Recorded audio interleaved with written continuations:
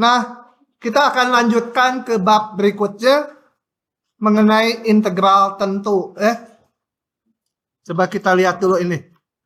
Nah, yang akan kita bahas di bab ini adalah pertama mengenai pengantar menghitung luas.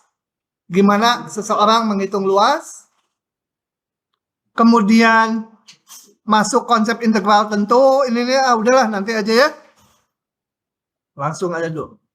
Yang pertama dulu kita akan membahas notasi ini nih. Notasi sigma namanya.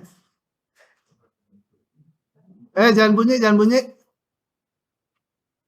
Notasi sigma itu sebenarnya untuk menyingkat penulisan seperti ini, penjumlahan seperti ini. Jadi kalau saya mau menjumlahkan n buah bilangan yang namanya A1 sampai AN, bisa dipersingkat dengan notasi ini. Cara bacanya gini. Ini. Indeks K jalan dari 1 sampai N. Jalan satu persatu. K-nya 1, 2, 3, 4. Oke, lanjut. Ini membacanya gini. K jalan dari 1 sampai N. K-nya 1, 2, 3, 4, dan seterusnya. AK. Jalankan satu-satu. K-nya 1. Ini A1. K-nya 2. A2. K-nya 3. A3. Gitu ya. Sampai terakhir N. AN. Nah, A1, A2, A3, A3 sampai AN itu dijumlahkan notasinya seperti ini. Gampang ya? Gampang? Apa ini? Sebentar. Dihapus dulu. Nggak bisa dihapus. Bandel.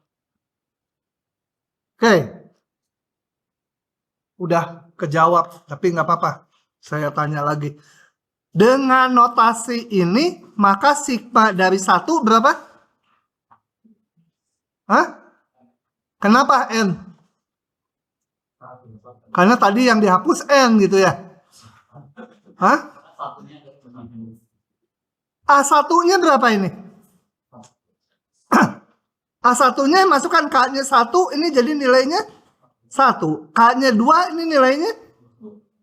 Hah? 1. K-nya 3, ini nilainya berapa? 1. Sampai K-nya N, ini nilainya 1 AN-nya. Jadi 1, 1, 1, 1 semua dijumlahkan. Jadi dapatlah ini N. Ya? Karena dia jumlah dari 1, 1, 1. Kalau sigma salah. K sama dengan 1 sampai N dari C berapa? A1-nya berapa? A2-nya C, A3-nya C. C, N buah jadi CN gitu ya. Oke. Nah, ini CN atau NC, ya sama aja. C sebanyak N buah.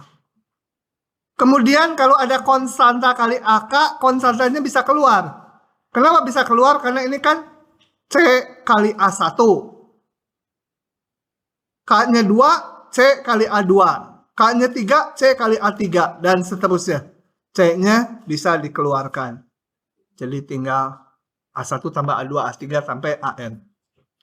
Kemudian kalau tambah AK tambah BK, ini bisa dipisah. Sigma AK tambah sigma BK. Kalau kurang, juga bisa kurang gitu ya.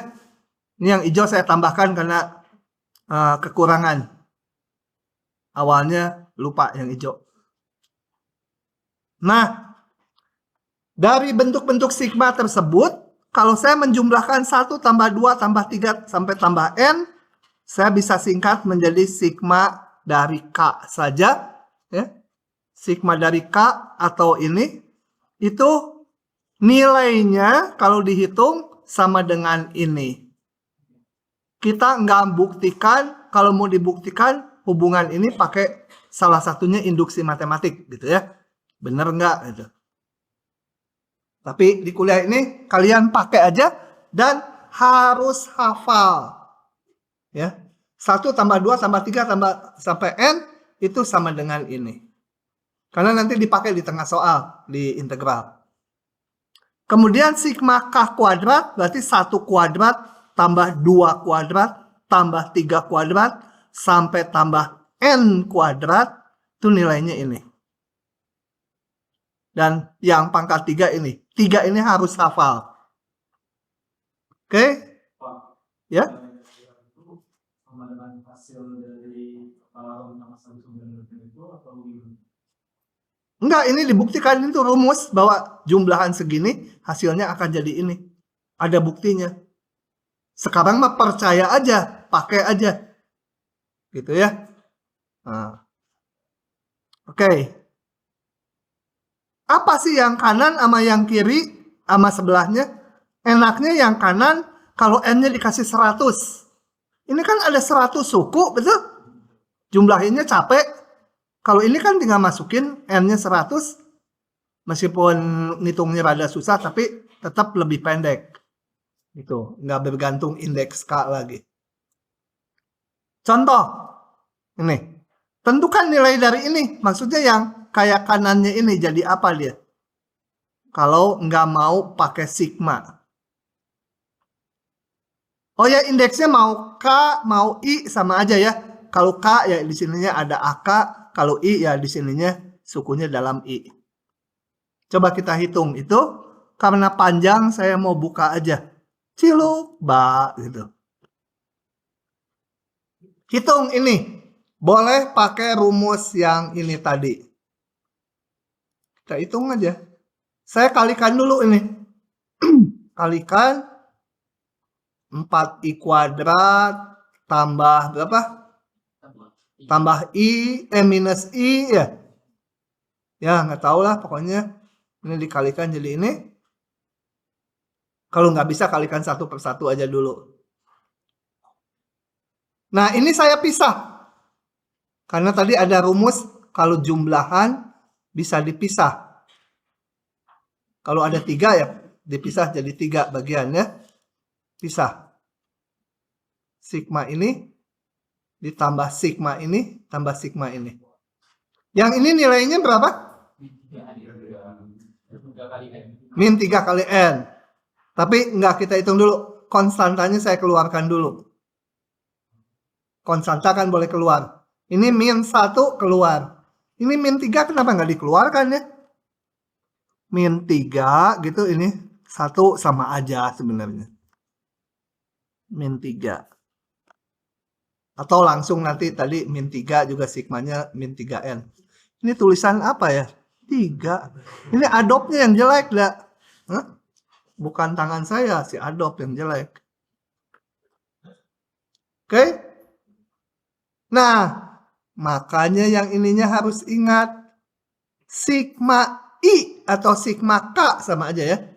Ini N kali N plus 1 per 2. Jadi, di sini sigma I ini menjadi N kali N plus 1 per 2. Sigma I kuadrat tadi apa? N kali 2N kali N plus 1 kali 2. Apalah, nggak tahu, udah lupa. Kalian pokoknya harus ingat ini saat ujian. Nah, ganti. Udah bawahnya tinggal ini kalikan 1 per 1. Kumpulkan yang pangkatnya sama. Ketemulah ini. Oke, lanjut ya. Nah, udah sigma nanti aja dipakai di integral. Sekarang kita pindah ke masalah ngitung luas. Nah, menghitung luas ini awalnya hanya untuk persegi panjang. Ya, itu zaman kuno. Zaman, sebelum Archimedes lahir. Archimedes itu lahir 200 tahun kira-kira sebelum Masehi. Ini sebelumnya lagi. Sebelum Kaisar Cina itu membangun tembok besar ya. Dia kan juga sebelum Masehi itu mulai membangun. Nah, kalau ada persegi panjang, maka perjanjian sejak manusia purba itu luasnya adalah panjang kali lebar atau panjang kali tinggi, pokoknya sisi kali sisi. Tuh diterima begitu saja. Nah, dari situ luas yang lain diturunkan. Kalau saya punya jajaran genjang seperti ini, maka saya tarik garis tegak di sini. Nah, yang ini warnanya apa? Biru muda itu atau ungu muda, saya pindahkan ke sini.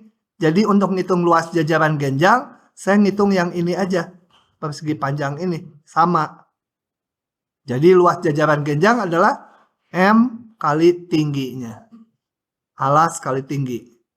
Karena sama dengan persegi panjang ini. Kalau ada segitiga siku-siku, ya saya bikin yang sebangun dengan dia. Ini ujungnya taruh di sini. Terbentuklah persegi panjang lagi. Persegi panjang M kali T. Ini setengahnya. Ya setengah M kali T gitu ya. Gampang sekali kuliah di ITB ini. Belajar geometri sederhana ya. Kalau ada segitiga sembarang, tarik garis tegak lurus ke bawah. Atau kemana juga boleh ya. Tarik. Kita hitung luasnya adalah luas yang kiri. Ya, kalau ini A, berarti setengah A kali T. Yang kanan setengah M kurang A kali T dijumlahkan jadi M kali T. Kalau ada poligon, berapa aja? Nggak harus beraturan poligonnya. Selalu kita bisa pecah-pecah menjadi persegi panjang atau segitiga. Atau segitiga siku-siku. Rumusnya udah ada. Jumlahkan. Jadi sampai yang gambar kelima, kalau ada poligon yang gimana pun, luasnya nggak usah pakai integral. Tinggal dijumlah aja. Kalau poligon tuh harus berhingga ya. Nah, masanya bagaimana kalau ada lingkaran? Dari mana luasnya sama dengan pi R kuadrat? Lingkaran jari-jari 1, jadi pi aja ya. Nah, untung kita tuh punya manusia pinter yang lahir di zaman purba. Hampir 300 tahun sebelum Masehi ya. Kaisar Cina yang bangun tembok besar itu lebih muda dari dia. Meskipun itu juga sebelum Masehi. Kaisar Galak itu, ya galak pisan tuh. Nah, membangun ini. Nah, Archimedes tuh idenya sederhana. Dia sebenarnya hanya melakukan hampiran. Hampirannya gini, kita lihat di sini. Ini nggak usah dicatat, ini mah cerita aja biar ide ke integralnya. Perhatikan sebuah lingkaran jari-jari 1. Karena di zaman purba itu mungkin nggak banyak persaingan, nggak banyak pekerjaan. Jadi dia melakukan gini aja. Iseng-iseng. Bikin di dalamnya segi 4 beraturan. Ya. Poligon 4 sisi beraturan. Pasti bisa dihitung gampang poligon mah. Ini 1, ini 1. Jadi satu segitiga ini 1 kali setengah. Ya. Jadi setengah ada 4 biji. Nah, luasnya sekian. Selama poligon pasti gampang dirumuskan secara umum luasnya. Poligon yang beraturan ya. Kemudian dia bikin segi 8. Dihitung luasnya. Archimedes kan zaman dia banyak yang nganggur juga tetap aja dapat makan gitu ya. Nah, gitu ya. Meskipun nggak dapat BLT dari presiden. Gampang cari makan. Kemudian dia bikin segi 8 beraturan, tapi di dalam lingkaran. Dihitung luasnya, rajin dia luasnya. Bisa ini manual, gampang ini ya. Cuma angkanya aja panjang. Tujuannya apa? Makin banyak M-nya, maka luas yang krem, poligon makin mendekati luas lingkaran ya. Tapi berapapun M-nya tetap lebih kecil dari luas lingkaran ya. Ini kelihatannya udah berlimpit. Kalau dilihat sama mikroskop elektron kan celahnya masih banyak. Masih besar. Bikin segi 32. Kita aja di zaman modern kehabisan tempat. Dia mah nggak kehilangan akal. Bikin segi 256. Gambarnya di sini nggak kelihatan. 256 makin berimpit. Terus 1024. Sampai kapan? Tanya, nggak tahu si Archimedes, dia udah mati soalnya. Nah, sekarang kita lihat baru pakai matematik modern, limit-limit baru udah zamannya Newton, tahun 1600 gitu lah kira-kira. Nah, kita lihat luas poligon PN ini maksudnya ini P4 gitu ya. Bukan pengamalan Pancasila P4-nya, poligon 4 sisi. Ini poligon 8 sisi, poligon 16 sisi. Poligon N-nya berapapun pasti lebih kecil dari luas lingkaran. Ya. Oke. Saya limitkan kedua ruas. Luas lingkaran pasti konstanta kan? Ya luas lingkarannya segitu-gitu aja. Jadi kalau dilimitkan luas lingkarannya sama dengan luas lingkaran aja. Kalau yang PN berubah-ubah tergantung N-nya. Nah, ini bisa dihitung. Saya nggak akan melakukan hitungan detailnya. Selama poligon bisa dihitung. Nah, dapatnya dia hasilnya nanti pi. Ya. Poligon. Apa itu pi? Pi itu nanti bilangan yang menyatakan perbandingan keliling lingkaran dibagi diameternya, garis tengahnya. Ya. Dan itu bilangannya bilangan irasional. Mahasiswa matematik aja setelah kuliah tingkat 3 baru bisa membuktikan pi itu bilangan irasional. Jadi gimana menunjukkannya? Jangan tanya, saya juga udah lupa. Ini kerjaan orang aljabar murni. Kelompok-kelompok mereka, kelompok-kelompok Slytherin kalau di Harry Potter tuh. Ya. Kelompok-kelompok yang pelit nilainya. Aduh, kerekam, biar aja lah. Jadi kita simpan dulu. Luas lingkaran itu lebih besar sama dengan pi. Lingkaran jari satu ini ya. Oke, biarkan dulu. Sekarang kita lihat satu lagi. Ini. Tapi ini tadi ada salah. Jadi saya buka manual aja. Ini namanya 5T01. Saya akan buka yang temannya. 5T02. 5T mana nggak ada? Ah, ini. Nah, kemudian Archimedes melakukan pola yang serupa, tapi poligonnya dari luar, melingkupi lingkaran. Poligon 4 sisi dari luar. Namanya T. Kalau tadi P, poligonnya ini T. Ini T4. Ini. Gampang dihitung luasnya, hitung. Jadikan 8 sisi beraturan. Gampang juga dihitungnya, cuma panjang aja. 16, 32, terus 256 di sini. 1024 ada di sini, udah nggak mau aja udah nggak mau karena ada ke kanan sekali. Tuh. Kita lihat. Berapapun N-nya, mau T4, mau T8, T3 nggak ada ya. Karena T3 itu kan robot pembunuh di film Terminator. Adanya mulai T4. Berapapun N-nya, luas Tn, poligon Tn, pasti lebih besar dari luas lingkaran. Ini konstanta, ini bergantung. Tn-nya makin besar N-nya, makin mendekati luas lingkaran. Saya limitkan. Limit luas lingkaran ya tetap aja karena ini konstanta. Limitnya ya dia sendiri. Yang ini kalau dihitung dapatnya pi. Bisa dihitung ya, nggak dikarang. Cuma saya nggak hitung aja. Dapatnya pi. Tuh, tunjukkan. Kita tunjuk aja pakai telunjuk gitu.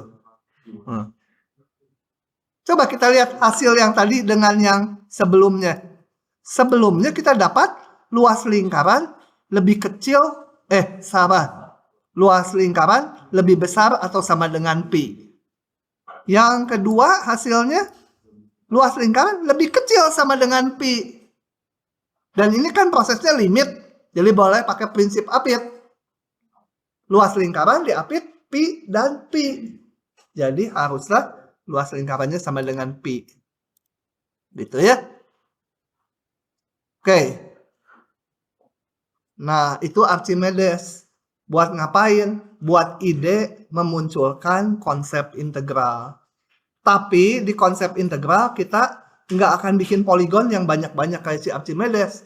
Susah. Meskipun logikanya gampang, hitungannya susah, panjang, rumit. Nah, kita pakainya persegi panjang aja hampirannya. Coba. Jadi itu idenya aja yang tadi ya. Nggak akan keluar udah. Idenya yang penting nih, ide. Nah. Perhatikan sebuah daerah yang dibatasi ini. Garis X1, garis X3, sumbu X. Gampangnya grafiknya ini parabola X kuadrat naikin 1. Nah, saya gambar ini. Ini sebenarnya ada ke kirinya. Ini parabola X kuadrat tambah 1. Cuma kita gambar dari X sama dengan 1 sampai X sama dengan 3. Nah, kita mau ngitung luas daerah di bawah kurva ini di atas sumbu X. Nah, idenya nanti ngikuti Archimedes, tapi caranya gini. Kita bagi interval 1 sampai 3 ini atas bagian-bagian yang kecil, katakan dibagi 5 atau dibagi 10, kemudian dibikin persegi panjang gini. Yang kuning. Gimana membuat persegi panjangnya? Sebentar. Pokoknya dibikin persegi panjang. Cara bikin persegi panjangnya ada beberapa aturan. Tentu saja kalau demikian luas yang kuning tidak sama dengan luas ini ya. Tapi makin kurus, subintervalnya makin banyak, celahnya makin kecil. Kita lihat di sini. Yang namanya ini. Lev-Riemann sum. Kenapa pakai nama si Riemann ya? Kenapa enggak Lev-Warsoma sum gitu ya? Kan lebih enak bacanya. Ya dia duluan nemukan gitu ya. Jadi ini jumlah Riemann kiri. Prinsipnya gini. Ini interval 1 sampai 3. Oh ya ini enggak proporsional ya. Ini harusnya titik 1 ya. X-nya 0, Y-nya 1. Tapi 1 masa jangkung gini. Ini pendek. Ya 1 pokoknya ini. Nah, interval 1 sampai 3 itu kita pilih ujung kirinya, hitung nilai fungsinya. Kita bikin persegi panjang, tingginya sekian. Tuk, nah persegi panjang. Yang kuning. Berapa luasnya? Gampang dihitung kan? Ini lebarnya 2, 3 kurangi 1, 2. Kali tingginya F1. F1 berapa? 2. 2 kali 2. 4. Tuh, 4. Oh, ini udah ditulis. Nah. Kemudian, oh ya, yang kuning terhadap luas yang sebenarnya, yang semula, terdapat celah besar sekali. Galatnya, itu penyimpangannya. Sekarang, intervalnya saya bagi 2. Gini. Ini 1, 3 dibagi 2. 1 sampai 2 sama 2 sampai 3. Di setiap subinterval pilih ujung kirinya sesuai nama ini left. Ujung kirinya bikin persegi panjang. Subinterval kedua pilih ujung kirinya bikin persegi panjang. Maka luasnya bisa dihitung ini berapa? Ini panjangnya 2 kurangi 1 kali F1 1, 2, yang ini 1 kali F2. Tadi F1 ya, bukan F2. Ini F2, 4, 5. 5 sama 2 tadi, jadi 7. Paham? Gak usah ditulis ya. Nanti yang ditulisnya nantilah. Kemudian dibuat 4. Dibuat 4 bagian. Di setiap subinterval tingginya ditentukan ujung kirinya. Yang kedua ujung kirinya, yang ketiga ujung kirinya. Terus dibuat 8, 16. Terus begitu. Kita lihat makin banyak n-nya, maka luas yang kuning makin mendekati luas di bawah kurva, betul? Jadi makin bagus aproksimasinya. Makanya cewek-cewek pengennya kurus dan tinggi sekali. Kalau bisa tingginya sampai situ, sampai plafon. Terus kurusnya sejari aja gitu. Dan masih mengklaim, aduh masih gemuk katanya. Ada yang gitu, baca aja di internet gitu ya. Oke. Nah, ini namanya jumlah Riemann kiri. Kita lihat yang ini, sesuai namanya kalian udah bisa menebak nih. Jumlah Riemann kanan. Jadi satu interval. Tingginya ditentukan ujung kanannya. Gitu ya. Nah. Dibikin 2 interval.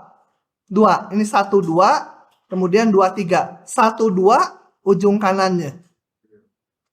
2, 3, ujung kanannya. Dihitung luasnya. Terus gitu. Di setiap subinterval pakai ujung kanannya. Makin banyak pembagiannya, makin bagus hampirannya terhadap luas daerah yang diinginkan, yang di bawah kurva. Gitu ya. Oke. Satu lagi ada yang namanya, loh banyak pisan ini. Ini udah nggak pakai, ini udah nggak pakai. Ada jumlah Riemann tengah, itu center. Kalau satu subinterval, tingginya ditentukan tengah-tengahnya. Nah, gitu.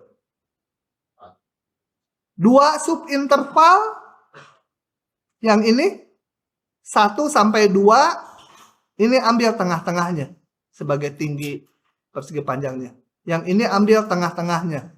Ini. Gitu, terus ya. Ini jumlah Riemann tengah. Nah, mana yang paling bagus? Yang ini gitu ya. Ternyata tidak. Semua sama bagusnya. Yang ini cantik. Yang 2 lagi juga cantik. Yang ini malah bukan cantik lagi, yang 1 ganteng yang ini. Ternyata nanti kalau n-nya menuju tak hingga, hasilnya sama aja. Padahal kalau dilihat gambarnya, yang kanan tadi kelebihan. Yang kiri kekurangan ininya dari hampirannya. Nah, selanjutnya kita akan hitung. Oke, yang kita pahami dari gambar tadi, kalau makin banyak n-nya, hampirannya makin bagus. Nah, sekarang kita akan ngitung betul-betul jumlah Riemann kiri sama jumlah Riemann kanan. Jumlah Riemann tengah enggak. Buat kalian aja itu. Sebentar sebelum lanjut. Jadi jangan sampai ngulang ya.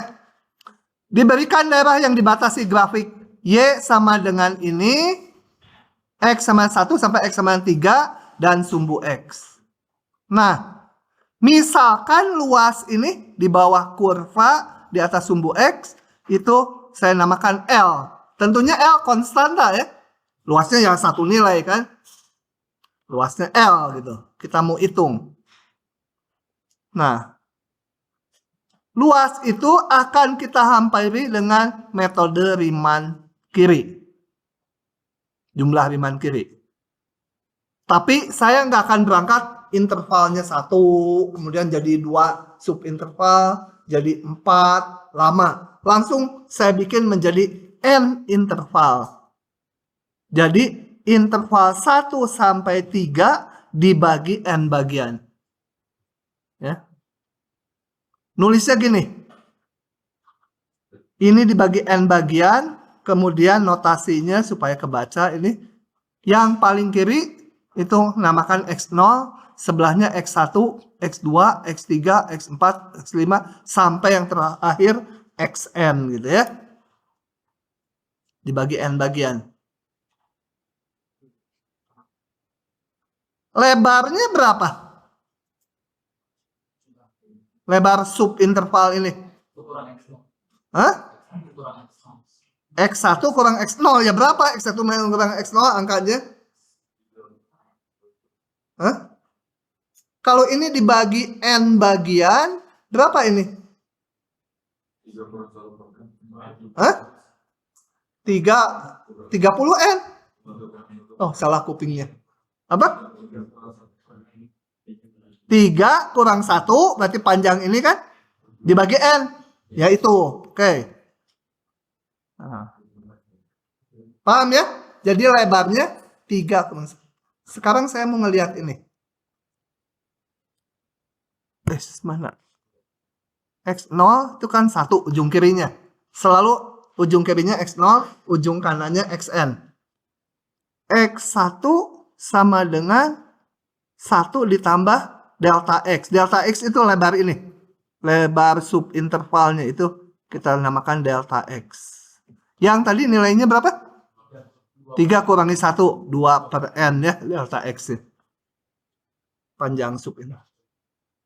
X1 ini kan X0 tambah delta X. Paham? Jangan ngantuk. Awas ngantuk. Saya tuh kalau banyak mahasiswa bilang-bilang ya. Nanti saya dikutuk sama orang-orang agama. 1 ditambah. Paham ya? Kan ini X0, X1, X2. Ini lebarnya semua delta X. Jadi X yang ke I berapa? Dan untuk fungsi ini, tadi delta X ya, 2 per N ya. Nanti mau dipakai untuk ngitung, itu biarin aja. Oke, jadi saya punya delta X-nya tadi 2 per N. Kemudian, kejoget. XI-nya 1 tambah I kali delta X. 1 kali I kali 2 per N atau 2I per N lah saya nulisnya ya. Sebenarnya apa? I kali delta X-nya 2 per N. Yang barusan. Nah, kemudian kesepakatannya. Sebentar, ini dihapus dulu bekas tadi pagi. Gimana ngapusnya? Ngeheng ya? Enggak deh. Ngeheng nggak ini? Iya, ngeheng nih. Nggak bisa diapa-apain. Rekam lagi. Sekarang, ini kesepakatan semua manusia di bumi.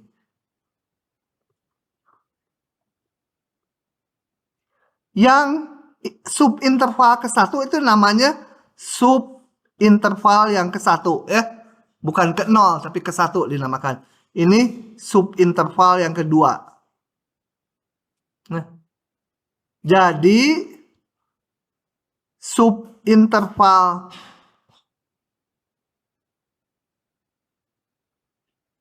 ke-1 itu adalah intervalnya X0, X1. Subinterval kedua X1, X2. Subinterval ke I apa batasnya? Hah? I kurang 1 sampai XI ya. Ini sepakati bahwa sampai lulus kuliah ini yang ke I itu ini. Kenapa bukan XI sama XI plus 1? Ya ini hanya kesepakatan. Indeksnya gini. Oke. Perhatikan subinterval ke I yaitu ini. Ya. Jadi ini yang ke-1, ini yang kedua dan seterusnya. Oke, saya hapus dulu ininya. Banyak ya. Numpuk-numpuk. Gimana? Hapus dulu. Ngehang lagi nih. Oh, enggak. Udahlah, jangan diganggu. Biar aja. Nah, subinterval ke I ini nih. Kebaca enggak? Enggak kan? Kita gedein. Subinterval ke I itu XI min 1 XI. Kalau lupa, pokoknya ini subinterval ke 1 X0 X1. Kalau ke I min 1, XI. Oke. Kemudian kayak tadi jumlah Riemann kiri, kita buat persegi panjang ditentukan oleh tingginya itu ujung kirinya. Ini ujung kirinya. Geser bisa nggak? Nah, gitu ya. Bikin persegi panjang ditentukan ujung kirinya. Luasnya berapa? Yang biru ini. Nilai fungsi di sini, betul? Kali delta X. Enggak, kali 4 dari mana? Yang ini aja, 1. Kali delta X tadi ya. Yang 2 per N tadi. Ini lebarnya 2 per N. Fxi min 1 kali delta X. Oke, itu luasnya. Nah ini. Aduh, ini banyak kutunya ya. Mesti dihapus dulu ya. Kok itu malah yang diblok? Gimana ya ngapusnya? Suka mau, suka enggak dia. Baca ini. Luas persegi panjang ini adalah nilai fungsi di titik Xi min 1. Ini Fxi min 1 kali lebarnya delta X. Nah, kita lakukan di semua subinterval. Jadi subinterval yang ke-1, subinterval ke-1 luasnya berapa? Yang di sini. F X0, betul? Kali delta X kan? Yang kedua, X1 kali delta X. Sampai yang terakhir apa? Yang terakhir, bukan yang ke I. Hah? Ini yang terakhir nih, subinterval terakhir. F X N min 1 ya. Gitu. Jadi kita akan menjumlahkan ini nih, menghitung berapa nilainya. Kita hitung. Oke, ini kebaca nggak tuh?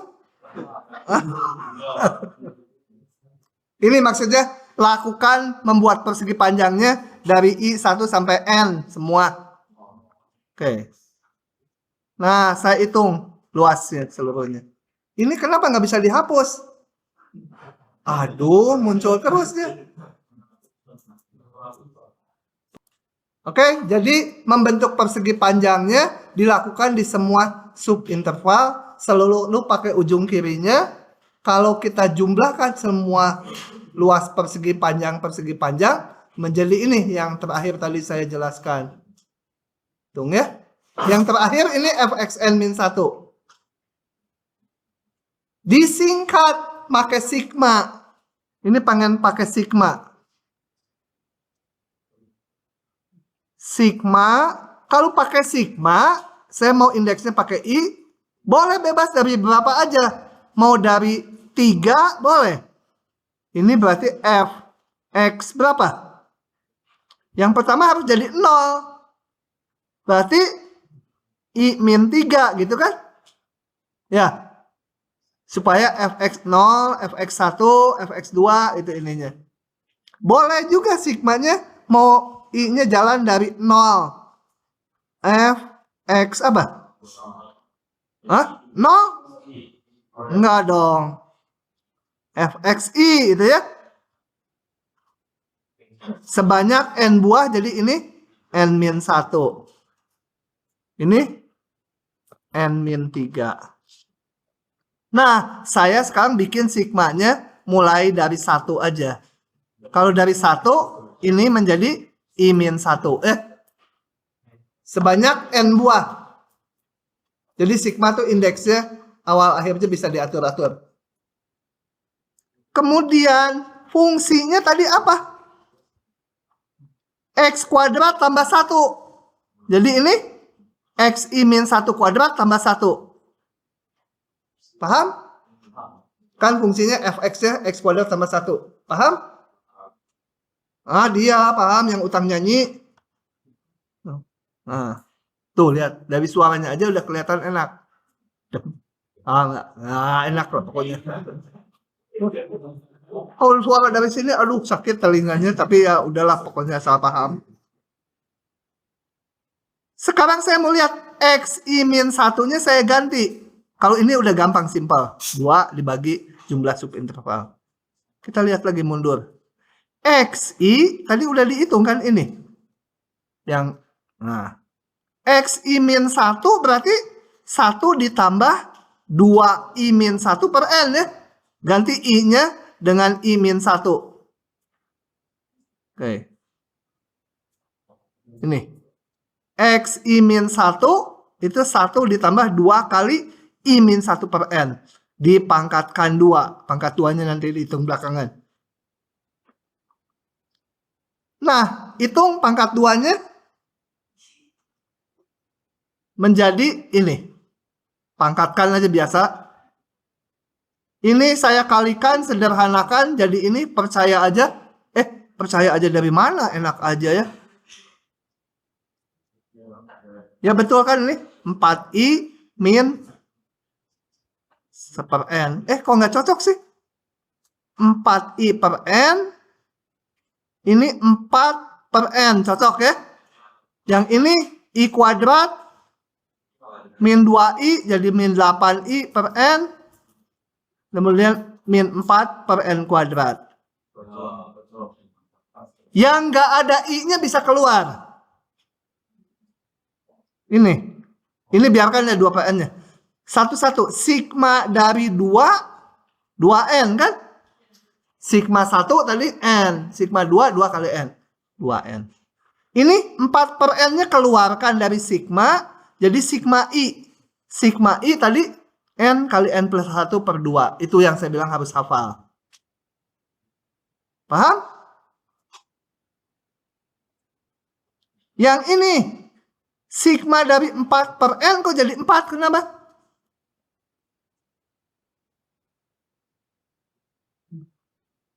Sama dengan 4 per N kali N-nya ya. Sebanyak N suku. Jadi tinggal 4 dia. Sigma 4 I kuadrat per N kuadrat. 4 per N kuadratnya nggak ada I-nya. Keluarkan 4 per N kuadratnya. Jadi sigma I kuadrat aja. Sigma I kuadrat adalah ini. Dah. Ini tinggal dihitung saja. Ketemu dah. Ini. Nanti harus melakukan gitu di ujian. Kan nggak susah, cuma panjang. Coba mendingan soal susah pendek atau soal gampang ini panjang. Soal susah itu idenya nggak keluar-keluar gitu ya. Oke? Nah, kalau dilihat lagi SN, tadi luas persegi panjang, N-nya bisa 1000, bisa 100. Sama L besar mana SN tuh? L tuh luas yang krem, SN tuh luas yang hijau-hijau semua. Hah?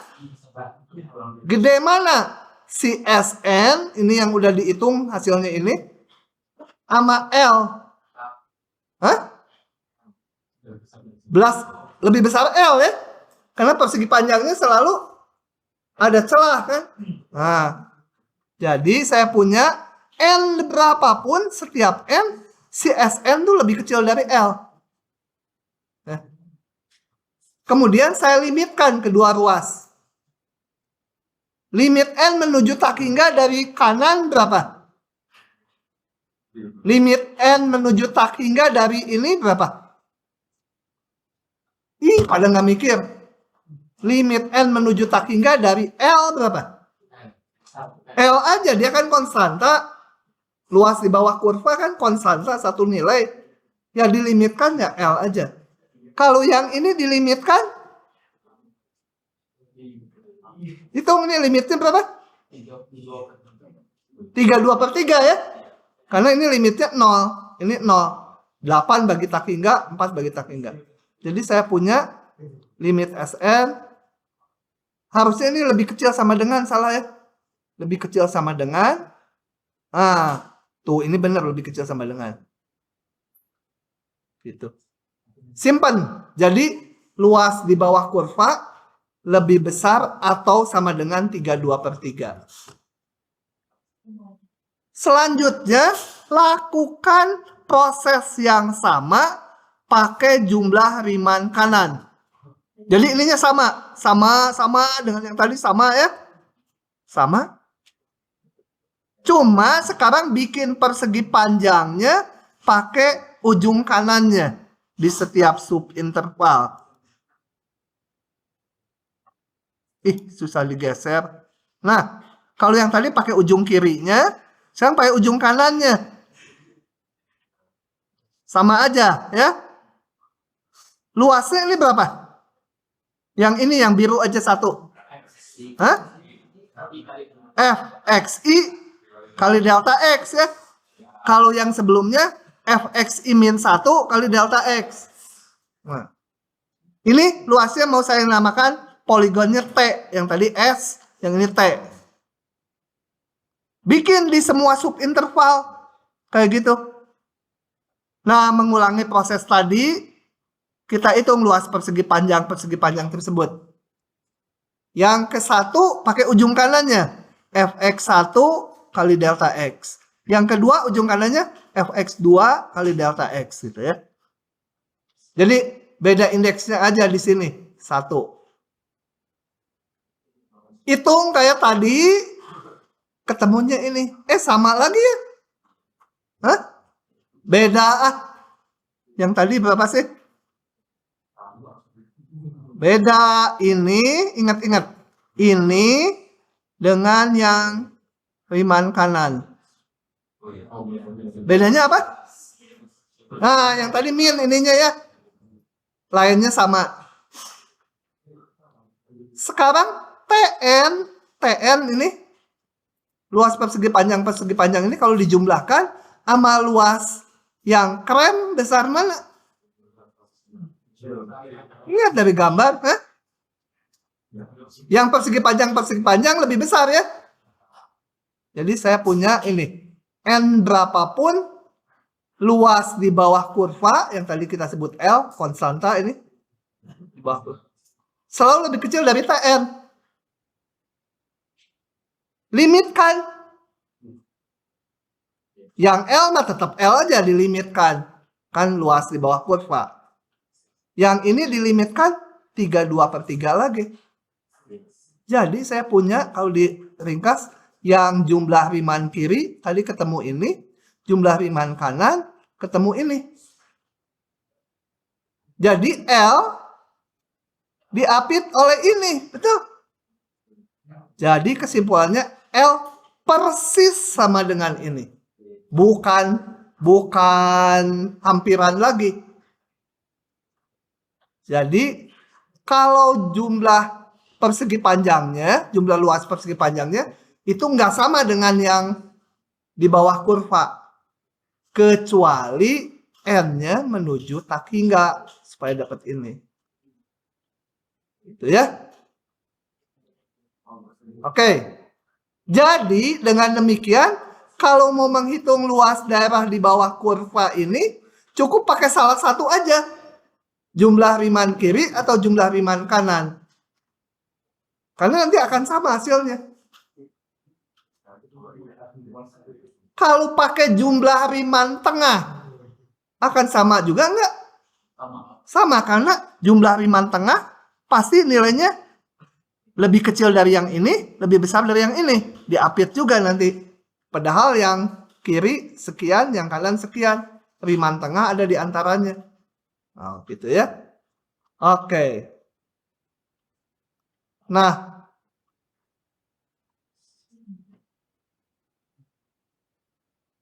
ini mah udah aja yang dibaca. Sekarang saya akan memunculkan itu dulu. Ini lewat aja nggak mau. Sekarang masuk ke konsep yang lebih umum. Ini mengarah ke integral tentu baru sekarang. Gini ceritanya. Diberikan sebuah fungsi Nggak harus continue, nggak harus positif. Ya. Pokoknya terdefinisi pada interval tutup AB.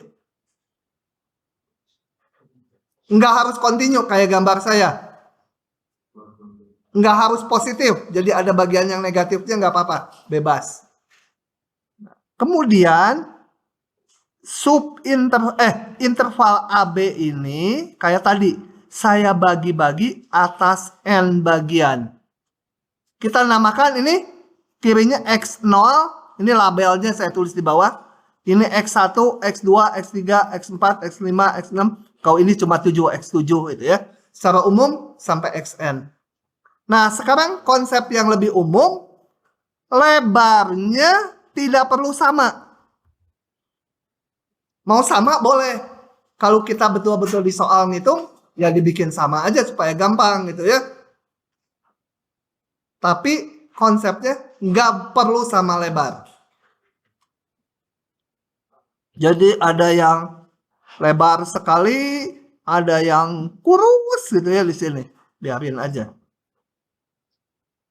Nah, kita namakan titik-titik simpulnya itu X0, X1, X2, X3, sampai Xn. Karena lebarnya beda-beda, kalau tadi kan saya sebut lebarnya delta X di sini. Delta X saja karena lebarnya semua sama. Sekarang karena beda-beda dikasih indeks. Ini. Yang paling interval ke-1, subinterval ke-1, lebarnya namakan delta X1. Yang kedua delta X2 gitu ya. Kalau ditulis ngomong aja. Ini X0, ini X1, ini subinterval ke-1, ini lebarnya delta X1. Kemudian yang kedua di sini katakan X2. Nah, ini lebarnya namanya delta X2. Delta X interval yang kedua gitu ya. Dan seterusnya. Yang ke I itu adalah XI-1 sama XI. Lebarnya delta X yang ke I. Oke.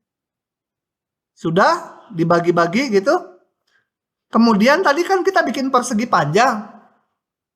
Entah pakai ujung kirinya atau ujung kanannya. Sekarang bikin persegi panjangnya, wakilnya bebas.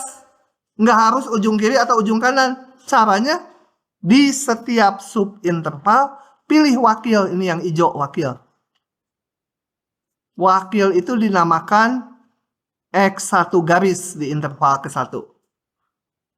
Di subinterval kedua, pilih wakil lagi. Namanya X2 garis. Nggak harus ujung kanannya, nggak harus ujung kirinya, nggak harus tengahnya. Di mana aja, asal di subinterval yang bersangkutan. Di yang ketiga, saya pilih wakilnya X3 garis ini. Gitu ya. Jadi di setiap subinterval, pilih wakil. Untuk apa wakil ini? Untuk bikin, bentar supaya bisa maju, persegi panjang. Ini. Wakilnya ini bikin ke nilai fungsi, bikin persegi panjang. Nah, lihat yang ke-1 aja. Yang kedua, tadi wakilnya ini tarik ke fungsi, bikin persegi panjang. Biarin aja negatif ini ya. Yang ketiga, wakil ini. Wakilnya suka kita milihnya ya. Si A dengan si B milih wakilnya bisa beda-beda, biarin aja. Interval ke-1, kedua, ketiga, keempat, kelima mana wakilnya? Ini wakilnya ya. Sama dengan X yang ini. Interval ke-5. Interval ke-6 ini. Interval terakhir yang ke-7 ini wakilnya. Nah, bikin persegi panjang kita hitung. Luas persegi panjangnya. Jadi luas persegi panjangnya kalau dihitung, yang ke-1 adalah nilai fungsi di titik wakil. Bukan X1 kali lebarnya. Paham? Yang kedua, nilai fungsi di titik wakil kali delta X interval kedua. Kenapa pakai indeks? Karena lebarnya beda-beda. Kalau seragam mah udah aja delta X semuanya. Sampai yang terakhir, titik wakil yang ke N kan? Kali lebarnya. Itu luas persegi panjangnya. Nah, jumlahan ini itu dinamakan jumlah Riemann. Nih. Cuma dia kalau saya ditulis panjang, ini udah pakai notasi sigma. Coba kalau ini ditulis sigma menjadi sigma, saya indeksnya mulai dari 1. F apa? Fxi ya. Delta X. I, karena delta X-nya beda-beda. Nah, ini sama dengan ini. Itu namanya jumlah Riemann. Dari fungsi F atas partisi P. Masih gelap, nanti bentar lagi lihat contoh. Baru terang benderang. Gitu ya.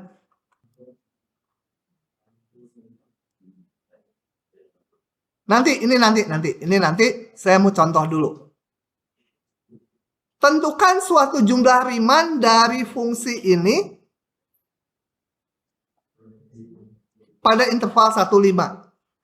Kita lihat ya. Kalau mau membentuk jumlah Riemann, tadi kan awalnya harus dibagi dulu intervalnya atas N bagian. N-nya berapa di soal kita? Nggak ada syarat. Sesuka kita N-nya. Tapi jangan terlalu pelit. Saya pilih N-nya 1 aja gitu ya. Biar persegi panjangnya 1. Pokoknya kalau di ujian terlalu pelit, dikurangi juga nilainya. Ya minimal 2 lah N-nya.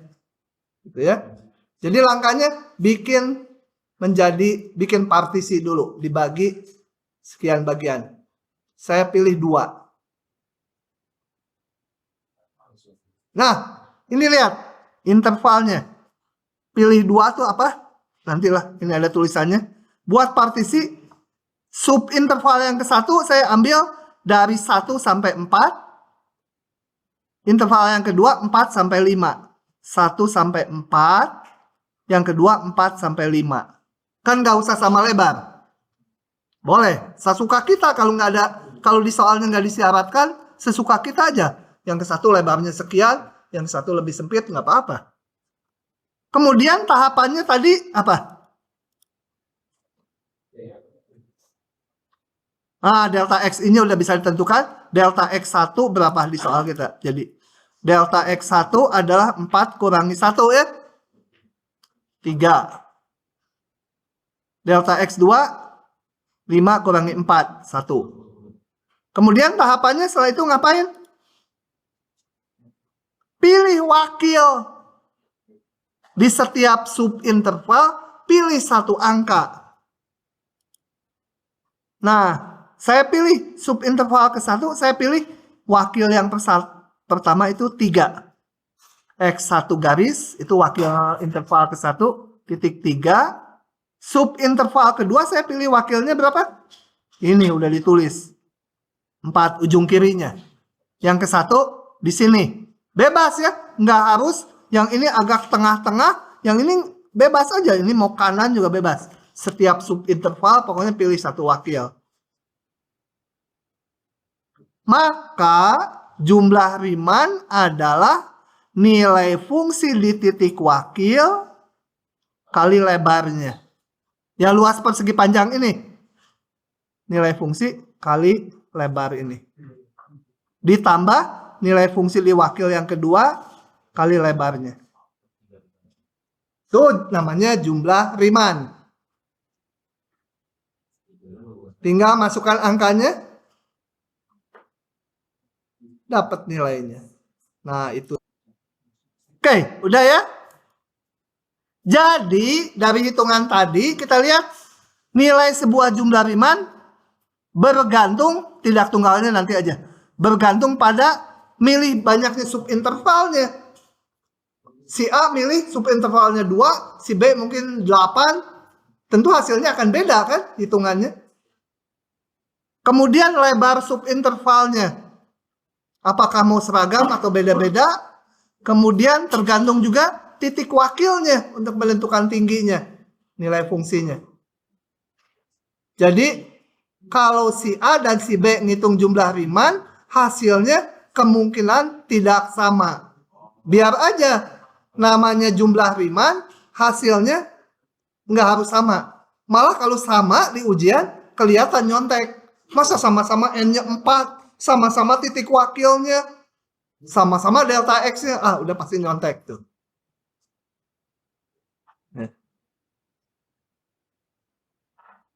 Oke. Tapi yang kedua, kalau yang kedua dia akan tunggal karena diberi syarat-syarat. Kalau di clock saya buka aja. Sekarang yang kedua, tentukan jumlah Riemann dari fungsi ini. Dari fungsi ini pada interval ini. Nah, sekarang dikasih syarat. Harus memakai 6, N-nya 6. Nggak boleh sesukanya. N-nya harus 6 sama lebar. Jadi N-nya udah nggak bisa nawar, delta X-nya harus sama semua. Jadi akan seragam hitungnya. Dan titik wakilnya ujung kanan setiap subinterval. Ya. Kita lihat jawabannya. Jadi interval min 1 sampai 2 kita bagi 6.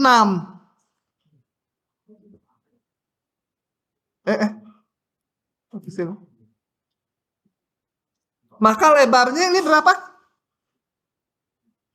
Lebar setiap subinterval berapa? Dapat dari mana? 2 kurangi min 1 bagi 6 ya. Nah. Oke, dengan demikian saya punya intervalnya bedanya setengah-setengah. Min 1, min setengah, 0, setengah, 1, 1,5, 2. Oke, begitu. Sama lebar karena permintaan soalnya. Dan ada 6. Kemudian tadi soalnya lupa lagi apa? Titik wakilnya ujung kanannya. Titik wakil ujung kanannya. Ini ada yang salah ya? Gambarnya? Apa salahnya? Ini benar kan parabola? Tidak melalui 0,0 ya. Kalau X-nya 0 ini 1 ya. Jadi kita benerin dulu. Ini sumbu X-nya yang di sini ya. Ini 0,0. Ini X, ini Y. Ini 1 ya. Wah, ini X0-nya harus di sini ya, di gambarnya ya. Ya, pokoknya turunin 1 lah. Semua label-labelnya juga. Karena ini sumbu X ya. Ini X kuadrat tambah 1. X-nya 0. Y-nya 1 kan? Ya, ini X-nya 0. Y-nya kan 1. Kalau yang tadi, kalau ini sumbu X-nya, salah ini. Ini harusnya titik 1. Oke, biarin aja. Apa-apa.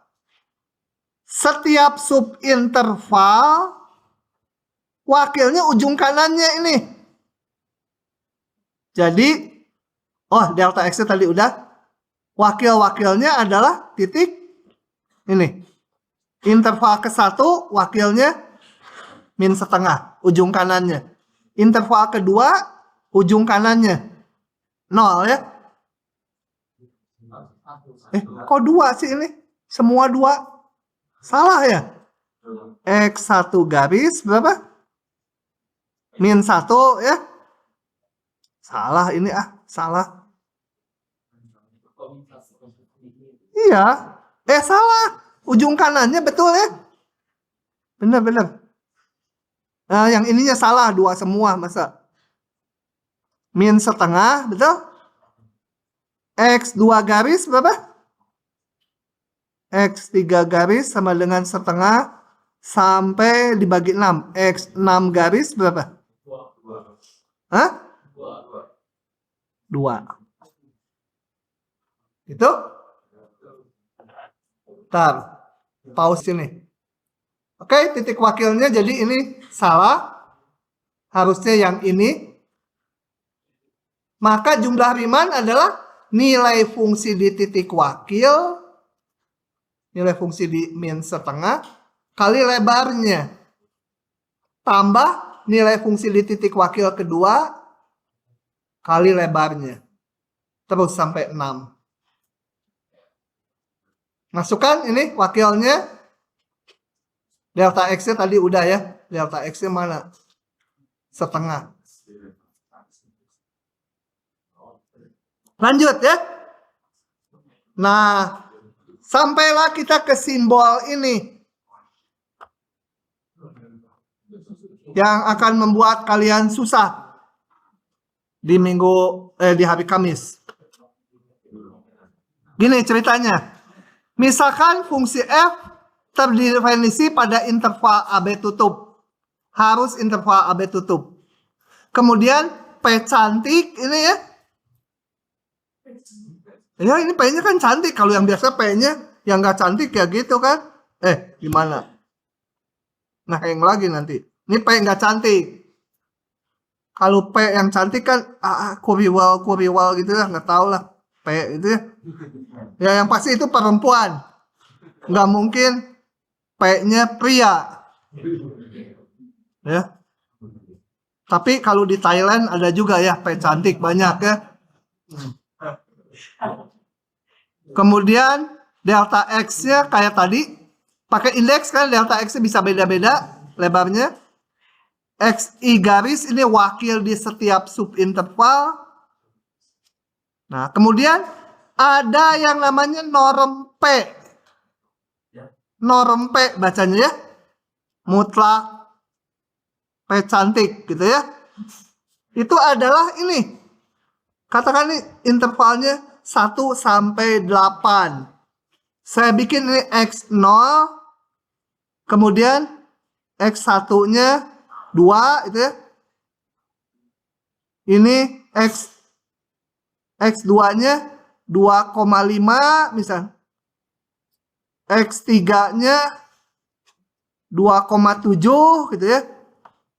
Kemudian ini 6,7 X4-nya. Kemudian ini ada X5-nya katakan 7, X6-nya 8 dibagi 6 katakan. Nah, yang dimaksud norm P adalah panjang dari subinterval yang paling panjang. Sebentar. Ini saya ganti. 1,5 aja. Ya. Nah, norm P itu menyatakan panjang dari subinterval yang paling panjang. Berapa jadinya? Hah? Yang ini kan ya? 4 itu. Boleh juga lebar dari subinterval yang paling lebar. Boleh juga panjang dari subinterval yang paling lebar. Bolak-balik aja ngomongnya. Atau lebar dari subinterval yang paling panjang. Aduh, pusing. Pakai kata-kata yang lain.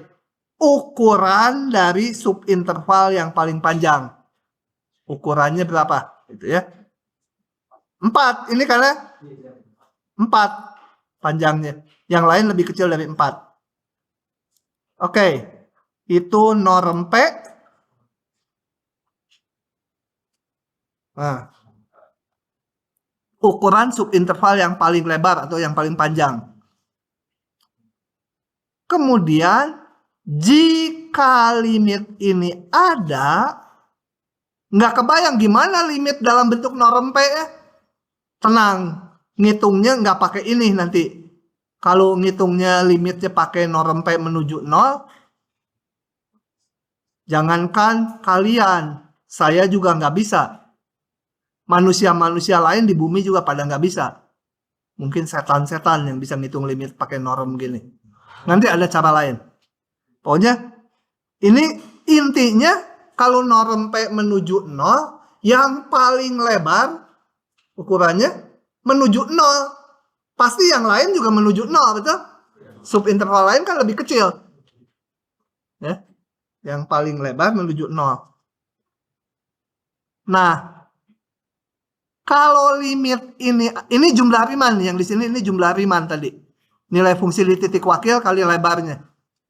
Limit norm P menuju 0 dari ini, sebenarnya ini menggambarkan apa?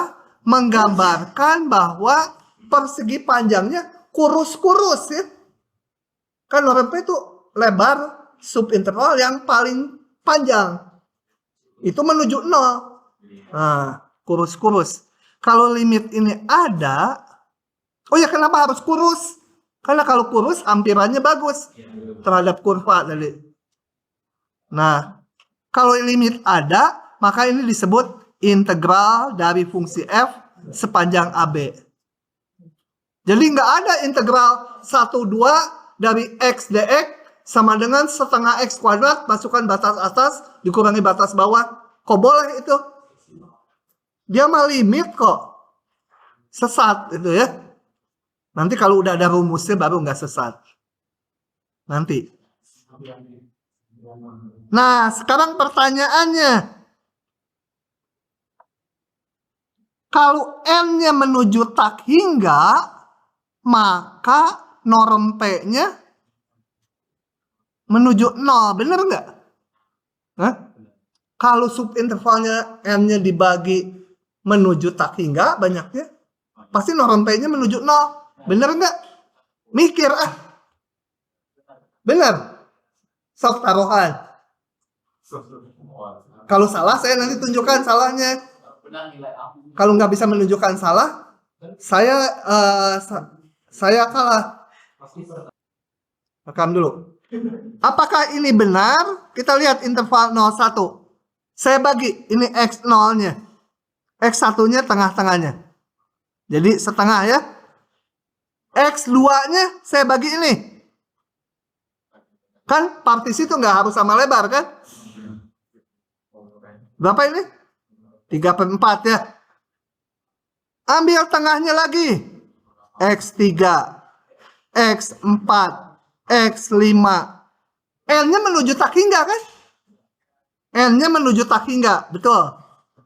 Tapi norm P-nya berapa? Hah? Setengah. Norm P-nya setengah. Jadi kalau N menuju tak hingga, belum tentu norm P-nya menuju 0. Kecuali membaginya sama lebar. Kalau sama lebar, ini benar ya. Sekarang pertanyaannya dibalik. Kalau norm P-nya, satu aja garisnya, menuju 0, benar nggak N-nya menuju tak hingga?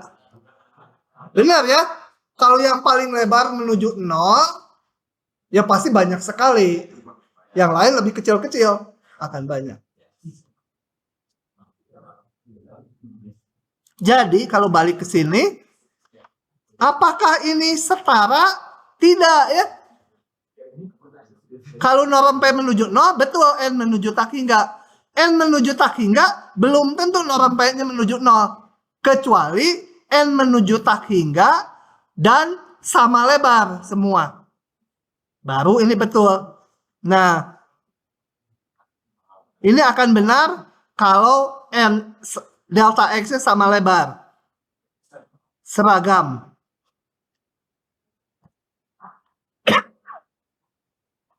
Nah, kalau delta X-nya dipilih seragam, maka ngitung limit ini bisa diganti dengan ini. Kan sama. Ini yang bisa kita hitung. Kayak tadi ngitung luas di bawah itu. Riemann kiri, Riemann kanan. Oke. Begitu. Jadi, waktu menghitung integral tentu, ini, kita pakai ini. Nggak pakai ini. Jika apa? Delta X seragam, sehingga ini ekuivalen, ngitung ini. Gampang kalau dalam N. Ini jumlah Riemann yang tadi. Begitu. Kalau mau pintar ngitung jumlah Riemann, ini kalian harus seperti ini nih. Unyang-unyangnya ada 3. Bakal pintar ngitung jumlah Riemann. Sedikit lagi. Satu halaman lagi. Secara geometri, limit jumlah Riemann tadi, yang dihitung N menuju tak hingga atau 0 sampai menuju 0, itu merupakan luas daerah dari grafik yang di atas sumbu X, daerahnya dikurangi yang di bawah sumbu X. Jelasnya karena nilai fungsi kali lebarnya. Nilai fungsi bisa negatif, gitu ya. Kemudian tidak semua fungsi terintegralkan. Artinya limit jumlah Riemann-nya belum tentu ada. Ya. Nah, jaminannya ini. Bila fungsinya terbatas dan kontinu pada interval tutup AB, boleh nggak kontinu juga, tapi titik diskontinu harus berhingga. Katakan fungsi diskontinunya di 10 titik gitu. Masih boleh itu syaratnya. Dan fungsinya terbatas, maka limit jumlah Riemann-nya ada. Terbatas tuh apa? Kayak ini. Fx mutlak, dihitung mutlak. X kuadrat gitu ya. Ini kecil dari sesuatu enggak? Bener enggak kecil dari semiliar? Enggak. Bisa lebih gede kan? Tergantung X ya kan? Tapi kalau sin X selalu kecil dari 3 juga betul ya. Nah, kalau ada batas atasnya ini dia terbatas. Batas atas tuh boleh 3, boleh 2, boleh 1, boleh 10. Pokoknya fungsi nggak melebihi yang bilangan yang di kanannya. Ini terbatas. Ini tak terbatas. Nah, kalau fungsinya terbatas dan titik diskontinunya berhingga, pasti integralnya ada. Yang ini nggak ada, kenapa? Karena fungsinya tak terbatas ini. Dekat 0 dia besar sekali menuju surga. Gitu ya. Kalau syaratnya dilanggar, jangan dikatakan ininya nggak ada. Bisa ada, bisa enggak. Gitu ya. Tapi kalau ininya dipenuhi, integralnya pasti ada. Sekian. Terima kasih. Amin.